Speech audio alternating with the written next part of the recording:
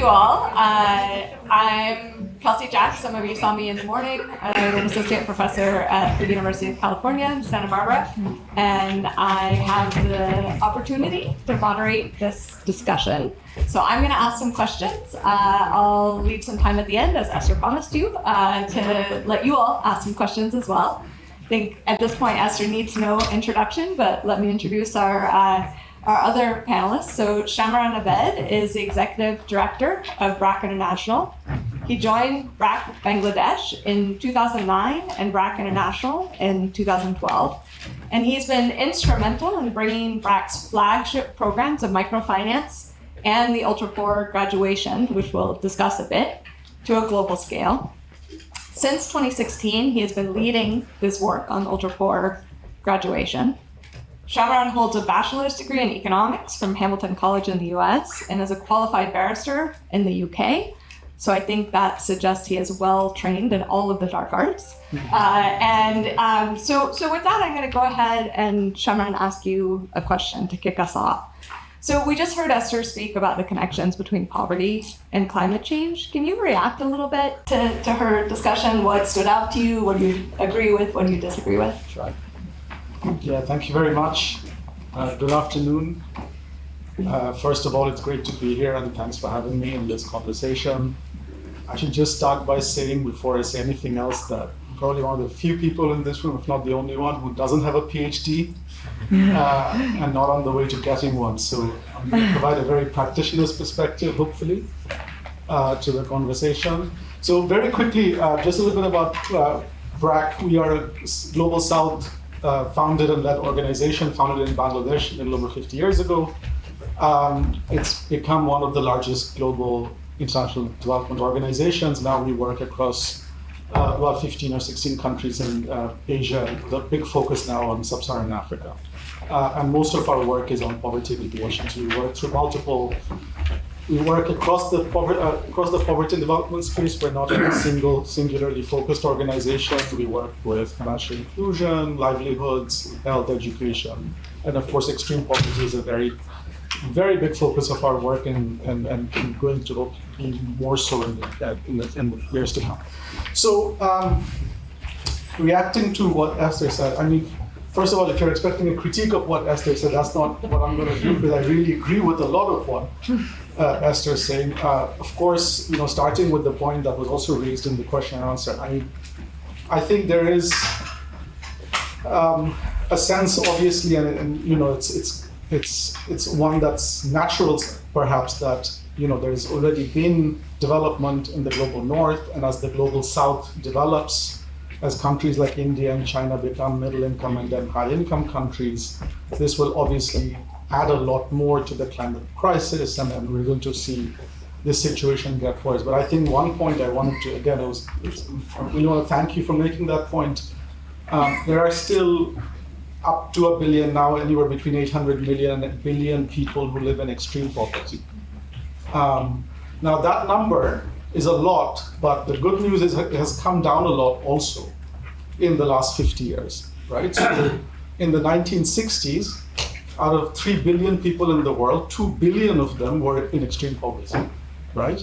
And now out of a little over 8 billion people in the world, about 800 million to 900 million are in extreme poverty. So that number's gone from 2/3 of the world population to about 10%, a little under 10% of the world's population. So we've seen a huge, and even since the 90s, it went from 2 billion people in extreme poverty to now less than 1 billion. So it's great news, but still 800 million people in extreme poverty. And then we have a subset of that we call the ultra poor, which we think is between about 400 to 500 million people. That's not just people below that $1.90 or $2 threshold, but they have additional vulnerabilities that they have. And to bring this group of people above the poverty line has to be a big focus of what we do in the world, because given the amount of wealth that is there in the world today, to have 800 to 900 million people in that kind of dehumanizing level of extreme poverty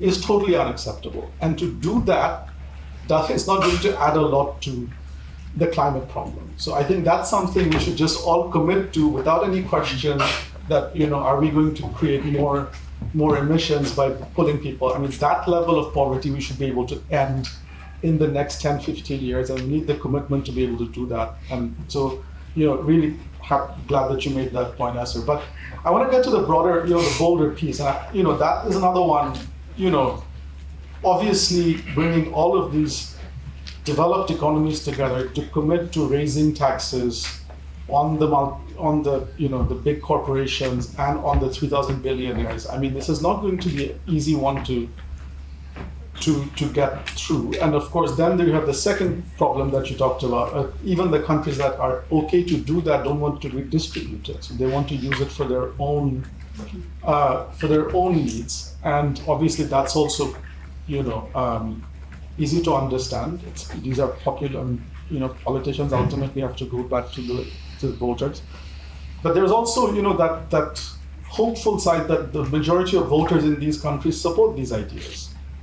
Because, even if you're anti-tax, who doesn't mind some more taxes on the billionaires and the really ultra high net worth? So maybe there is something there. So, I wish you luck. Consider us your partners in that fight. But then lastly, just on that flip side of it, which I think also was raised as a question, if we were even able to raise half of 500 billion, even 250 billion or 200 billion, are there mechanisms to spend it well? And obviously, there's always going to be questions around, you give this money to the poor countries, there's a lot of corruption, there's a lot of leakage, politics gets in the way, and there is all of that. That's a reality of the world we live in. And we can't get away from that. But I think there are always ways to make sure that as much of that money can get to people, especially women at the bottom of the pyramid. And that's the work that we do, and we like to continue to do. And we're doing a lot more work with governments. And the one thing we found is a lot of governments, I mean, you can broad brush say governments in the global south, governments in developing countries are essentially corrupt, don't care about the poorest. But as we work more and more with governments, what we're finding is governments want to do better for their people. I mean, obviously there are some bad leaders around the world, but there are many, many governments in many countries, in developing countries like my own. I'm from Bangladesh, by the way. But even we work with government of India and state governments in India. We're working in Indonesia and Ethiopia and South Africa and Rwanda. And we find a lot of, from senior civil servants all the way up to politicians, a real interest in making sure that their large programs are having better impact on the poorest people. And I think, so there is cause for hope. And I think we can sort of hang on to some of that and do better for the poorest people. So, and by saying this, I mean, there are lots of things that are changing, right? Over time, I mean, everything changes, climate, of course, is changing. But the one thing is, in at least the 52 years that BRAC's been around, one thing that hasn't changed, which is every crisis, every big issue, whether it's a conflict, whether it was COVID, a health pandemic, whether it's the climate crisis, everything hits the poorest the hardest. That's just a given. It's every big crisis will hit the poorest people the hardest. And if we're going to have a big impact on any of, we're going to try to address any of these issues, we have to come at it from the lens of how do we build resilience among the poorest people. Full stop. That's the focus for us. Can I want to follow up on that a little bit. So you indicated your expertise is that you're a practitioner amongst a lot of us who are not. What are some of the ways that you see in your work this interaction between climate change and poverty actually playing out? Can you give us some sort of concrete examples? Yeah, of course. So more and more we're seeing climate play out in everything that we do, right? So, even 10 or 15 years ago, we added climate change as a separate programmatic, a sectoral program. We used to do health in the 90s, health, education, financial services, rights, human rights, and gender rights, and all of those were the programmatic pillars. And then about 15 or 20 years ago, climate became a pillar. But more and more you realize actually climate is not a pillar. All of these things are interlinked, but more so than ever, climate affects everything. So we've started to think about how to do better climate programming across everything that we do, whether it's livelihoods, whether it's food security, whether it's financial services, whether it's even health or even education, right? So I'll again come back to our work with the extreme poor, the ultra poor, right? So if you look at our ultra poor graduation program, and I think we can talk a bit more about that later, it's really about how to build resilience in ultra poor households, right? Now we did that work for 20 years. There's a great deal of evidence, thanks to the work done by Esther and many other researchers and academics. There's a huge amount of evidence that suggests that if you do graduation programming well, you put even the poorest people in the world on a sustainable pathway out of poverty. And there's now research in India that's with people who've been part of that program more than 10 years ago. There's research in Bangladesh for even longer than that. And that evidence is pretty overwhelming. But if you look at it now, we're seeing that in parts of the world which are highly climate vulnerable, even that program and the way we do it has to be adapted for climate, right? So there's already some evidence that even just graduates of a general graduation program are more resilient to climate shocks than if you haven't gone through such a program and you're still in an ultra poor. But we're continuously now having to think about how to make this program more adaptive to climate. So if you're in southern Bangladesh in the deltaic plain, and if you've heard of Bangladesh, you've probably heard of flooding. One of the things that's happening, of course, we get floods, we get cyclones. There was a cyclone in Bangladesh 10 days ago. But the bigger thing that's happening is saline water is moving upstream, right? So the low regions of southern Bangladesh, because of seawater rise, the streams, the rivers becoming salinated. So a lot of the lower part of Bangladesh, you can't do the usual crops anymore, right? You can't plant in the same way, you can't do the same crops. So there's a lot of what in the livelihoods that we have to teach people to do. It's a lot about, introducing more saline resistant cropping. It's teaching women to plant like in soil bags rather than into the soil, because the soil is becoming salinated.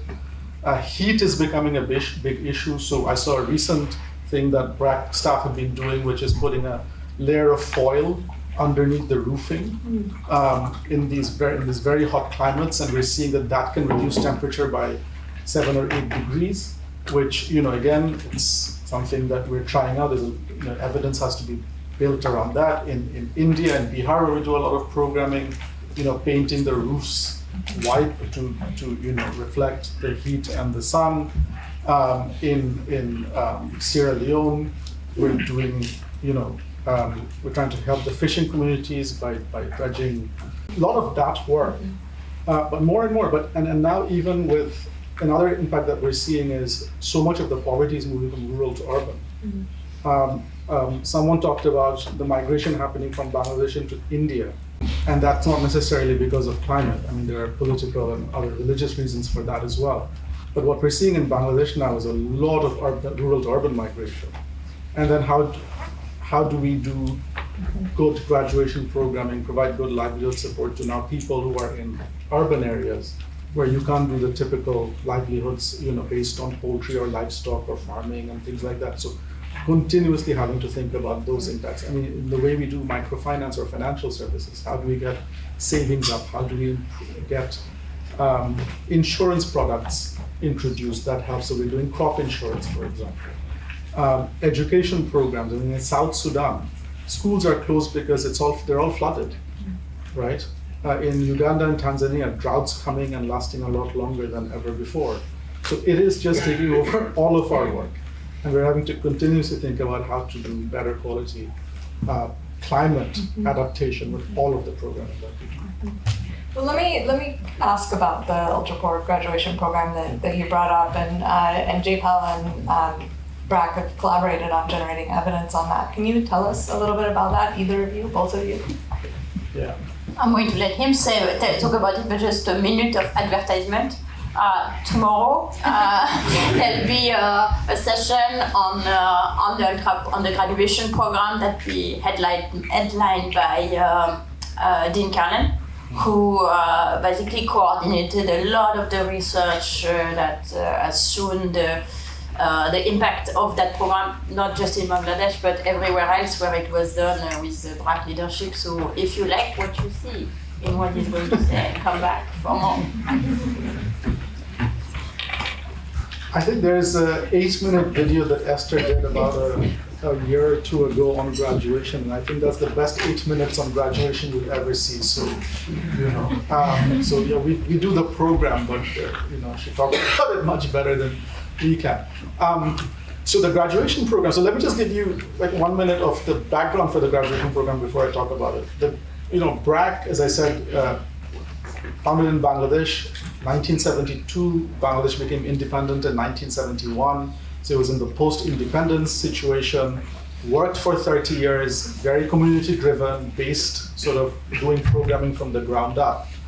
But it took BRAC a long time to realize that there were people who were so poor in the villages of Bangladesh that they weren't either participating in traditional development programs or not benefiting from traditional development programs, right?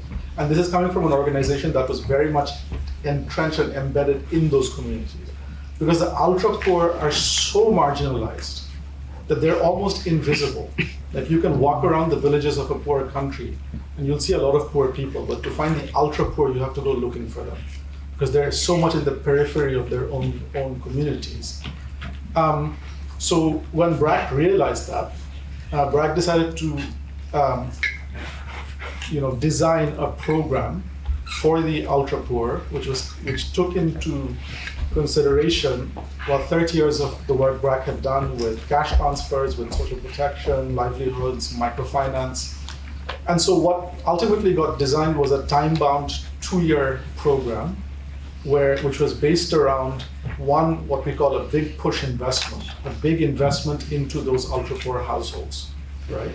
And that is to build assets for that household. And typically over the 2-year period, what we like to see are diversified assets within a household, right? That's given as a grant, mostly as a grant. In some cases, we have done grants and some interest-free loans and things like that, but mostly as a grant. That is then complemented with support for basic needs, so that at least over the course of those 2 periods, the asset is not then being used up or sold up to cover basic needs.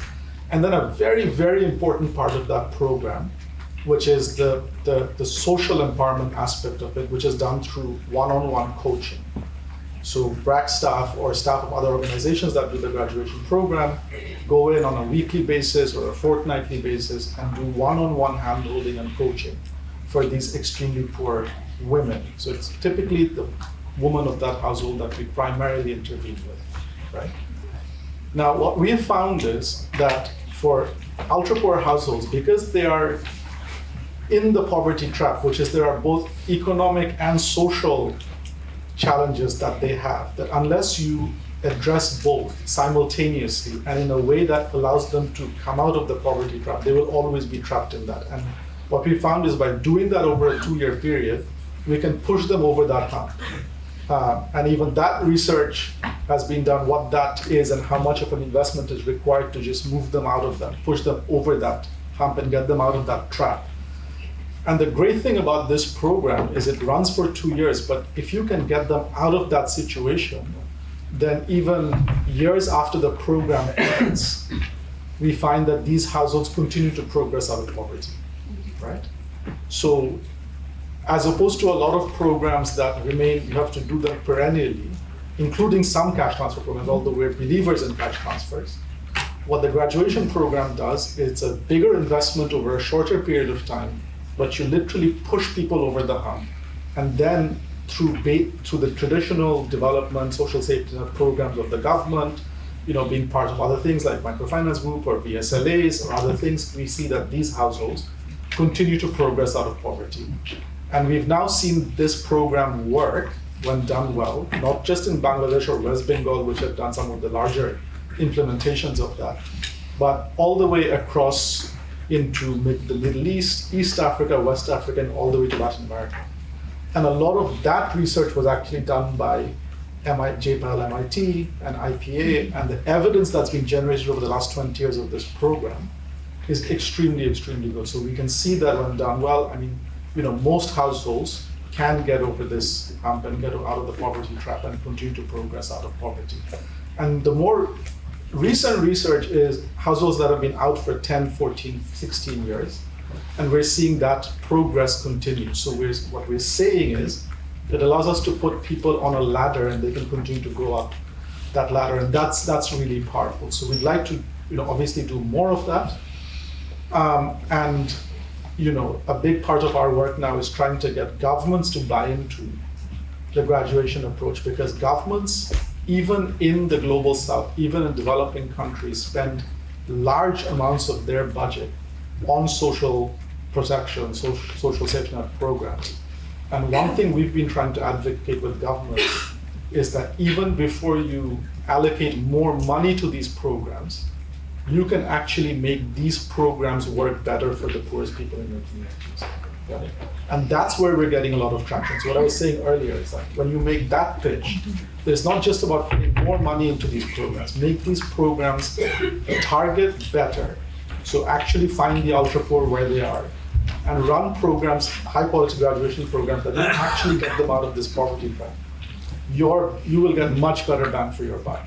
And that is gaining a lot of traction. So that's something we're very excited about in the work that we're doing on graduation. That's great. And do you see a connection between that work and climate adaptation? Yeah, I mean, personally, I think there's a huge connection between that work and climate adaptation. Because as I said, ultimately, climate's going to affect everybody. That's for sure, right? People in rich countries, people in poor countries, rich people, poor people. It's going to affect, in some way or shape or form, every person on the planet, that's for sure. But it's going to hit poor people in poor countries much harder. That's the reality. And what we've seen is, over time, if you can build resilience, it helps people cope better. I mean, it sounds like the most obvious thing to say, but that is what it is. We've got, if poor people are not resilient, if their livelihoods get totally washed away every time a big wave comes, right? Then they're back to square one and they're building from nothing again, right? So if you can build resilient livelihoods, if you can give them other ways to be resilient, savings, access to insurance, access to cash when they need it, maybe even access to loans which are more designed towards their needs and given out when they need it. That builds resilience, resilient housing. If the cyclone comes and your housing is going to get washed out, you're going to be homeless. So, better housing. So, one thing we were discussing earlier, if you look at cyclones hitting Bangladesh over the last 35 years, right? By the way, the biggest cyclone that ever hit anywhere in the world hit what was then East Pakistan in 1970 November. Killed 500,000 people, roughly the amount of people that died in the Asian tsunami. All right? That actually was the basis for the revolution in Bangladesh the following year, which led to the independence of Bangladesh. That was 500,000, 1970, the Bola cyclone. The next big cyclone to hit Bangladesh was 1991, 20 years later, killed about 150,000 people. All right. There were two in quick succession. The next two happened in 2008. Each killed about 5,000 to 7,000 people. There was a big one about 10 days ago in Bangladesh. It killed 65 people. All right. Now there are some differences in where they hit, and obviously the intensity with which they've hit. But in 1970, one cyclone killed 500,000 people. 10 days ago, still a tropical cyclone, severe tropical cyclone, killed 65 people, right? And the amount of damage there's still done a lot of damage, by the way, but nothing compared to 91, 71, even 2008. So as countries develop, as poor people become less poor, as systems improve, like early warning systems, getting people into shelters more quickly, as road networks improve, people are much less susceptible to dying from these natural disasters. So, you talk about climate, I mean, if we continue to build resilience of the poorest people, they will have a better chance to survive in the heat, in the floods, in the cyclones. And I'll just say one thing, one of the things, our founder, the 1970 Ebola cyclone was a turning point in his life, because he was a corporate executive before then. He decided to change track and set up BRAC after the Liberation War. But one of the things he used to say is the thing that moved him about going to these coastal areas and seeing the destruction after the 1970 cyclone was not that the people, that all of these people, these 500 people, and when he went to these offshore islands, he saw, women like dead, like entangled in trees because their saris got, because the big waves came, and when the waves went out, their saris got entangled to these tree branches. And he said, I saw this just death, humans, cattle, on this offshore island. And he said, if I thought about it, these people, what killed them was not the cyclone, it was poverty, right? Because rich people didn't die from the cyclone. It's poor people that died in the cyclone, right? And what killed them was the fact that they had no way to cope. It's the poverty that gave them no chance to cope. It wasn't the cyclone, it was the poverty, right? So for us, from the very beginning of BRAC, ultimately, we've got to make sure there is better defense, better resilience for the poorest people. And climate and poverty for us are very linked. Yeah, that's great. And Esther, I wanted to also ask you a bit the sort of same question of where you see the links between the ultra-poor graduation and climate adaptation or resilience, and to the extent that it relates to the proposal you presented, how it helps inform that. So it's related in both ways. The one in one way is what Shameran just insisted on, which is the fact that the ultimate fragility. It's not climate that kills people. It's poverty that kills people. The ultimate fragility with respect to heat, with respect to natural disasters, is really, really, really much bigger if you have nothing. So the fact that you're going from being ultra poor to not ultra poor, it might look small for us financially in terms of the improvement in these people level of consumption, but it's a game changer in terms of how their lives go. And then but the other way is also true, which is that because we live in this world of poverty traps, people can very easily be sent back.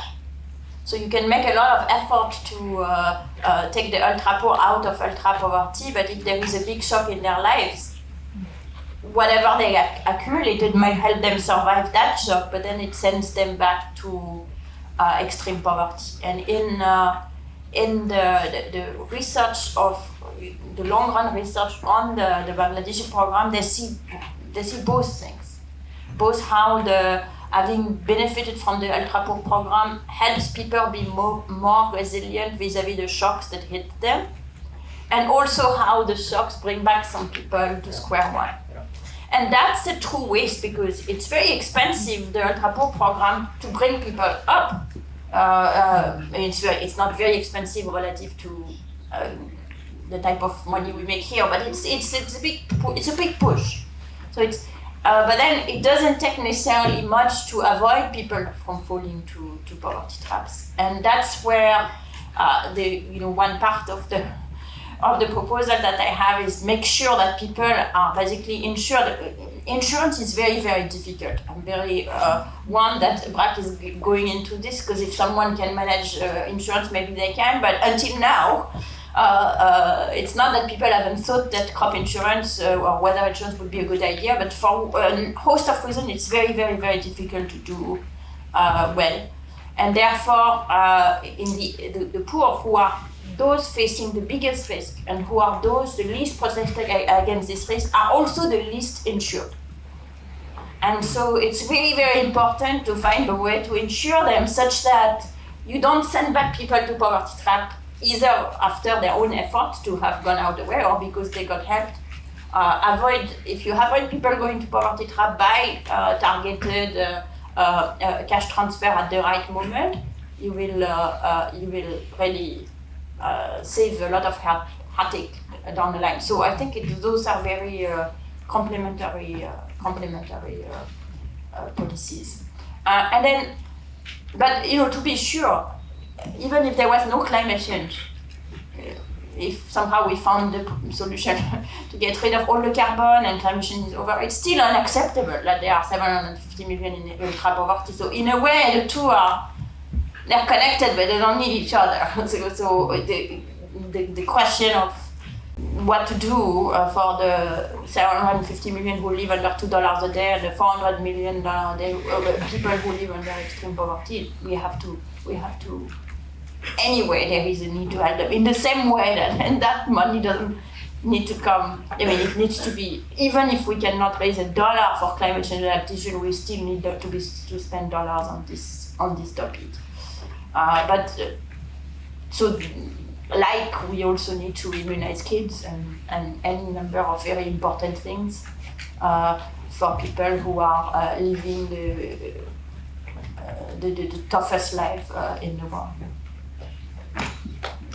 Shameran, do you want to respond to that? Yeah, so I was thinking numbers because you put the 500 billion per year and that's what we need and where that money would come from. I mean, if you think of the ultra poverty problem, let's say and we don't know exactly what the numbers are, and we know the numbers have gone up in the last few years because of COVID and the inflation rates and the war in Ukraine. Numbers of ultra poverty for the first time in probably a few generations have actually gone up in absolute terms, right? But let's say out of the 800 million in extreme poverty, let's say 500 million are ultra poor, right? So 500 million people in ultra poverty is roughly 100 million households, because we take a household to be about 5 people, right? So if you have 100 million households in ultra poverty today, it takes us on average about $1,000 per household to put them through a graduation program. All right. So because it varies. In India and Bangladesh, we can do it for about $500, but in some countries, it takes $1,500, $1,800. So just for easy calculation, because I'm doing it in my head, let's just call it $1,000 per household for 100 million households, right? That's $100 billion. That's $100 billion to put all 500 million people in ultra poverty through a graduation program. Now, of course, we don't need to put all 500 million through a graduation program, and we shouldn't, because people will move out anyway. But I'm just giving you the total size of this problem, right? If we had $100 billion, we could potentially put everybody through a graduation program and put all 500 million of them out of the poverty trap, right? Now, $100 billion sounds like a lot of money, but there are individuals in the world today who have $100 billion. There are few of them, several now, right? There are people now with more than $200 billion, Elon Musk. And apparently some of them want to give their money away, right? So, so my big idea, bold idea, was to convince one of them to say, Bill Gates, give us 100 billion and let's just end ultra poverty in the world. Obviously, the capacity to do that and all of that is much more challenging. But just to say, it's not the money, I don't think, that is the big challenge. The individuals could write out a check and solve that problem if that was the biggest problem. The bigger problem, of course, is doing it, finding the ultra poor, building strong programs, getting governments to really put their money where their mouths are and just do that well. So I think, I fully agree. The two things linked, but we should solve the ultra poverty program with or without climate. And that probably is easier to do. And will make a big impact on, the negative effects of climate change, because the poorest will not be as badly off. Yeah, so on that easier to do piece, I want to come back to climate adaptation, because that's what part of today is about. And ask you, so you talked a little bit about the role of evidence in shaping some of BRAC's work and helping to bring the ultra-poor graduation work to large scale, to governments and so on. You also talked about your own adaptation to climate change as an organization. How are you deciding what to do? What is the role for evidence? Where do you see the biggest gaps in your own work in terms of even knowing what to do for a problem that is, as you said as well, continually evolving? Yeah, so one thing that we've been very committed to from very early on as an organization is just learning by doing. right? So at BRAC, that's one of our DNA elements. We know that we don't have all the answers, and the situation and the contexts are continuously changing. So the best way we can learn what to do is by continuously doing it and learning from mistakes and opening ourselves up to scrutiny and building these partnerships with academics, with researchers, and continuously learning from them. So that's how BRAC has build strong, impactful programs on the ground from its very early days. That's what we try to do as we're taking a lot of our approaches into other countries, learning by doing in those contexts, whether it's South Sudan or Sierra Leone or Afghanistan, and continuously building that. Obviously, that's a general commitment. Mm-hmm. Now, when it comes to what you just asked about, climate adaptation and the work that we're doing there, again, there's a huge gap in our knowledge right now. We're fully aware of that, right? So all we can do is working with communities closely, figure out what works. And the other thing that is very important for us is to be frugal and scalable, right? So anything that we come up with as an idea needs to be practical, frugal, because that's the only way they can be scalable. If you come up with these very complicated, very expensive ideas, and graduation is kind of like that, but we don't think it's that expensive if you think about it in the bigger picture, but it has to be scalable. And so we continuously try to innovate with communities, right? And that's why, as I was saying, like this, putting this tin foil as a layer underneath, it's just something we're doing. We don't know, we're gonna see if it works, we're gonna hopefully the evidence will support it. But these are all things we're trying out to see what works and what doesn't.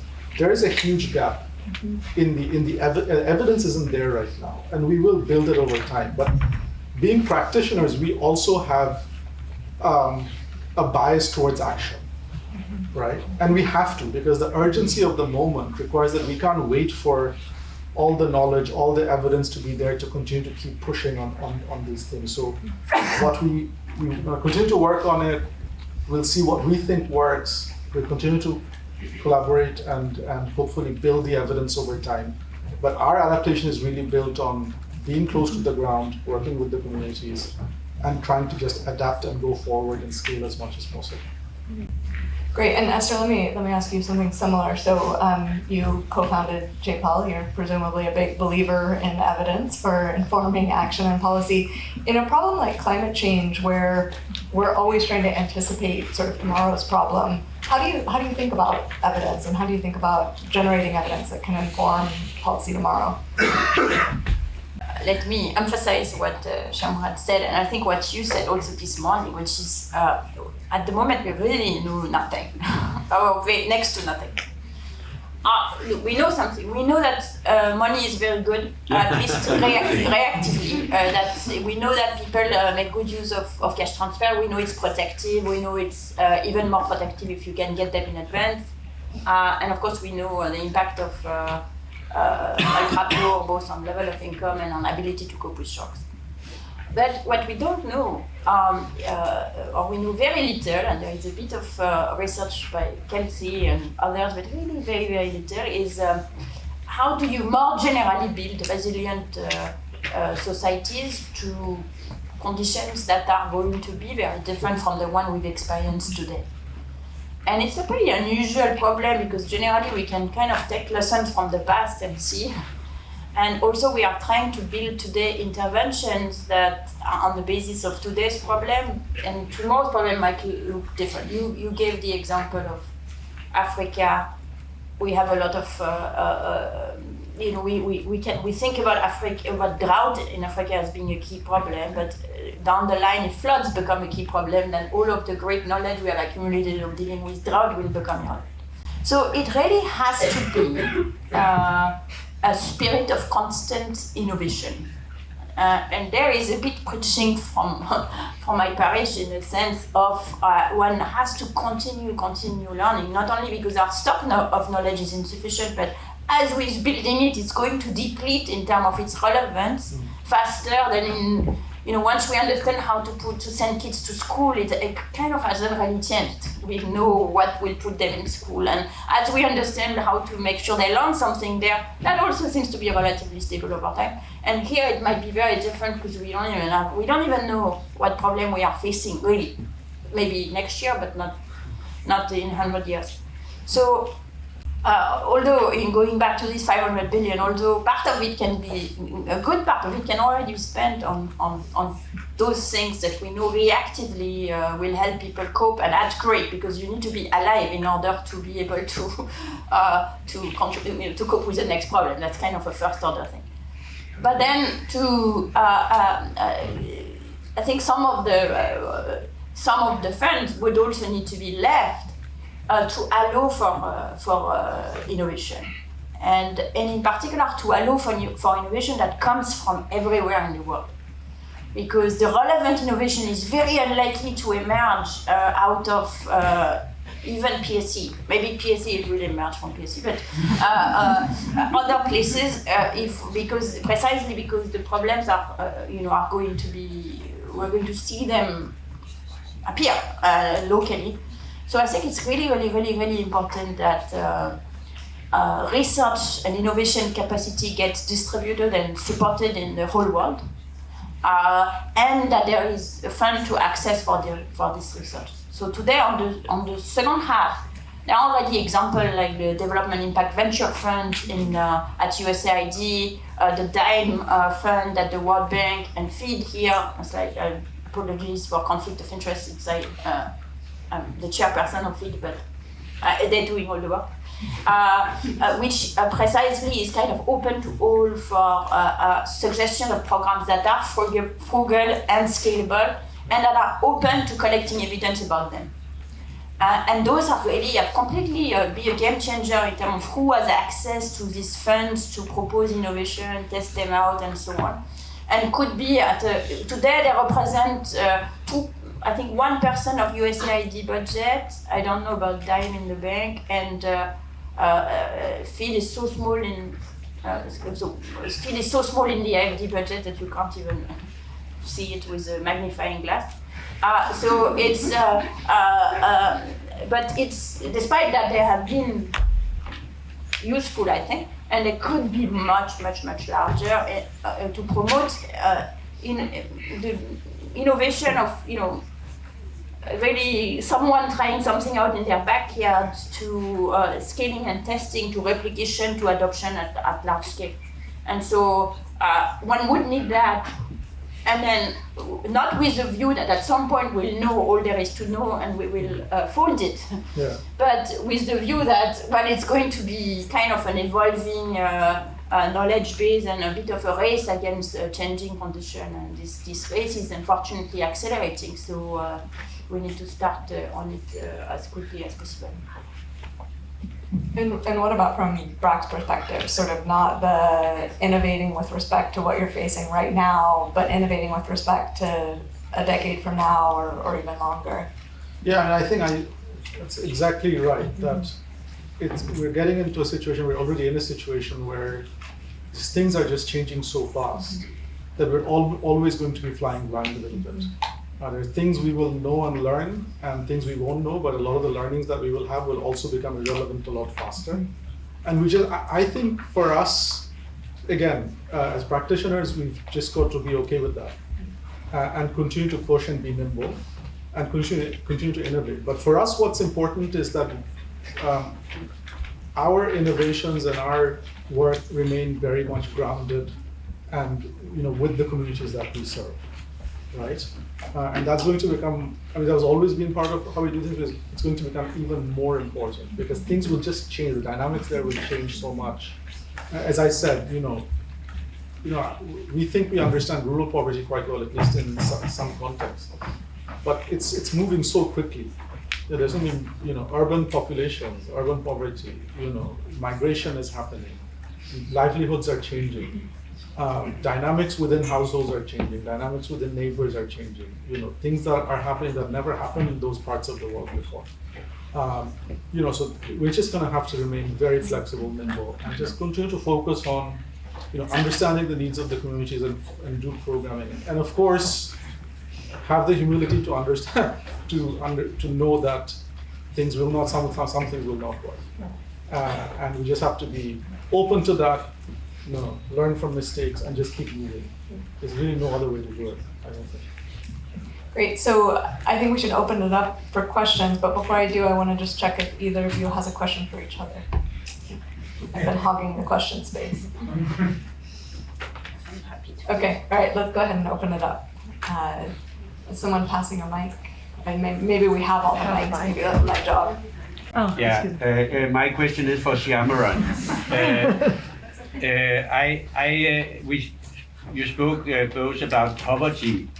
I come from Denmark as a relatively well-ordered society in all ways, but still there are also people who falls out of society. And there, my question to you is, how much can economic help from outside help to give a solution on this poverty? The justification of the question is that from a sociological perspective, I would say that poverty is more produced by society. So it's that people are pushed out of society, and this can then continue from generation to generation. So it sounds that the problem is much bigger than what you could do to get economic support from outside. Thank you. Maybe we take one more. Yeah. Yeah, thank you. My name is Esther Duflo. I'm very happy to be here. I'm not from PSE, but I'm a fan of Esther Duflo. Even at my age, I didn't know I would be, but I am. And of J-Power and everything else. I'm not ashamed to admit it. And so I would like to take the argument a little bit further, and I would like to ask you, I'm sure you've thought about this, but about migration. I mean, there's the elephant in the room, and we haven't spoken about migration. In two ways, migration as a relocation of people and migration to rich countries. Let's say, for example, imagining people moving from poor areas to rich areas and teaching people how to share in rich countries rather than resilience in the poor countries as an avenue of thought. And the second point I would like to raise was the impact of technology. We haven't spoken about that either. And when you think about, for example, you mentioned Bezos, but there's also, oh my God, what is his name? Twitter. Okay. And who thinks that we will survive in another planet? I mean, that's valuable as much as, he's the only one to invest into this. But yeah, so how do your work get into all those other problematics that we haven't spoken about yet? Thank you. Maybe we can take a third one.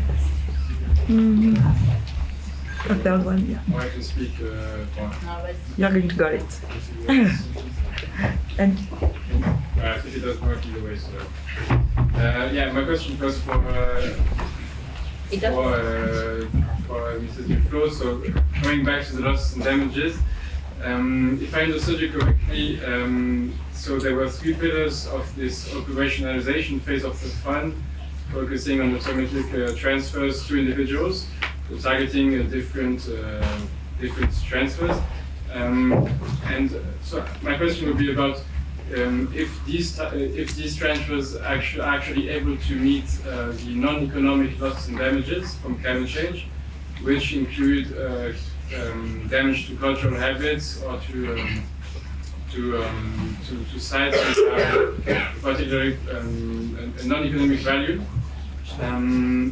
And also, when considering that, the question would be if also only targeting like ex-post events through these automatic transfers is enables to meet actually the broad kind of action that is probably required under the argument that damage is the result of vulnerability and a weather event, and that probably there is much action needed on the vulnerability part to be able to address appropriately loss and damages. Thank you.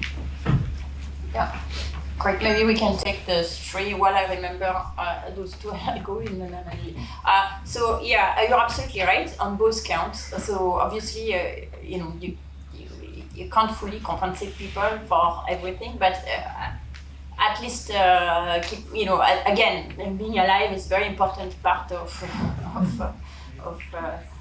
you can't do anything if you're not alive. So it's a good starting point, and then of course you can play with the level to see how much money this whole would raise, and to kind of make sure, first of all, that it helps people enough and to conserve lives and livelihood, and potentially limit these effects. I completely agree with you on the ex-post nature, and unfortunately, that's just a reflection of my ignorance of what else one could do. That is something that we know we could do with some good results. And then you're talking about the ex-ante part. And that's the part we know less about. Of course, we could start by doing ultra-poor program for all the ultra-poor. That's an ex-ante program because that makes people less vulnerable from the get-go. But then what else you could do? That's part of what we don't know yet. This is why there is a vertical pillar of my idea, which is for this individual, community, and national level, you would also want to keep some money aside for inventing the resilience program of tomorrow and scaling them up as they come up. So that's definitely would need to be there as well. One quick thing. Yeah. So I think the other thing is just that there's increasing evidence that if people know that they're going to get the ex-post transfer, they will change things ex-ante because they know that they're less exposed to risk. So I think that there's a piece of kind of the ex-post that also has some investment effects that can also be helpful. And then there is an ex-post, it's a little bit ex-ante, which is if you can give people money beforehand. And that's one role of technology potentially, because you can predict, we're getting better at predicting where problems will be. One reason why people didn't die in Bangladesh is they got moved away. If they have money, they can plan to not work when it's very hot or that type of things. You can, so that helps as well. But I think you're asking a more fundamental question, which is, if I couldn't grow my historical crop, what do I do? And one needs to think about that as well. But you don't even need to wait to have these answers to being useful, and that's kind of a general kind of philosophy of mine is here and now. Let's not wait till we have all the answers before we put one foot in front of the other. On the migration questions, I think we kind of don't know what would happen. So suppose that we could magically convince the rich countries that they should just let people come in. And then all the borders would open. I think we should actually, based on the past data, maybe not much would happen. In the sense that, fundamentally people don't really move that much. There are a lot of other barriers. The European Union is completely open. There was a complete disaster in Greece, and income fell down like several 30 percentage points. Everybody was unemployed. It's not that the Greek moved. So I think fundamentally people really want to be home. But if you tell them they're gonna die, maybe they will. Yeah. So what will push them out is this extreme situation, and in that case, even then, would they move internationally? I'm not sure. I think but maybe they would, but maybe we would discover that it wasn't that bad after all. And by not having borders that are very tight and forcing everyone to go through the same funnel, therefore all end up in the same place. Now people in the rich countries get totally confused because they think the situation is terrible in Calais because there are these refugee camps in Calais and all these migrants. Well, of course, but if you let them just be and let them work, they wouldn't be concentrated in one place in desperate circumstances. So we haven't done that experiment, so we don't fully know, but I think it would be less dramatic than it looks. That said, some places might become inhabitable, either because they are underwater or they really become too hot, and we can expect that handling migration, not just internationally but nationally, is going to become a big issue. And as Shameran mentioned it, for example, migration to urban center, how cities can adapt to getting on these new migrants, finding them job, decent place to live, and so on, which is not the case today. Those are also big problems of the today and even more moving forward. Yeah, I think the question of how much can be done from outside. So maybe let me just take this in two parts. One, I mean, in the way that we think about development, people have to develop themselves, right? That's our theory of development. I mean, the way that BRAC thinks about it, like our role as an organization is to provide the environment, the support, but ultimately development is not given, it's taken. Like people, if they need to want to do it, you can support that, and obviously, but it has to be owned by the participant. That's very important. And that's a lot with countries as well. I mean, if you look at a lot of the countries that have really developed over the last 40, 50 years, most of it's happened because of their own governance and policies and the hard work of their people and all of that. But that is not to say that you can't do good in the world by supporting developing countries. I mean, the fact that we've seen this huge improvement over the last 50 years, I don't think we should underestimate the role that, development assistance has played in that. I know there's a lot of wariness in the global north about, does aid really do anything? I mean, Africa's still poor, and there's still poor people all over the world, and where does all our money go? And there's a lot of corruption out there, and we understand that. There is all of that, but development assistance has done a huge amount of good in a lot of places over many, many, many years. And when it's done well, when it's spent well, I mean, you look at, and there's so many examples of things that have happened that have been driven by the aid that's coming. I mean, we have our World Bank colleague, I mean, IDA funding. And you talked about the Marshall Plan. Don't forget, the Marshall Plan was, largely the US rebuilding Europe. And there have been the IDA, IBRD, lots of other bilateral funding. A lot of that has done a lot of good in the world. So yes, I agree, at a very fundamental level, individually, you have to be the owners of your own development. You can get support, but if you don't work hard towards it yourself, it's not going to happen just by somebody else doing it for you. Same with countries, but countries still need the support. And if you look at a lot of the countries, in the ones we work in, Liberia, Sierra Leone, South Sudan, I mean, if you leave it to them and think they can, with their fiscal challenges, make the investments that are necessary in health, in education, in livelihoods to be able to pull themselves out of poverty and become a Denmark, it's not going to happen in the next few centuries. No chance. Yeah. All right, on that happy note, I think we're out of time. So join me in thanking the panelists.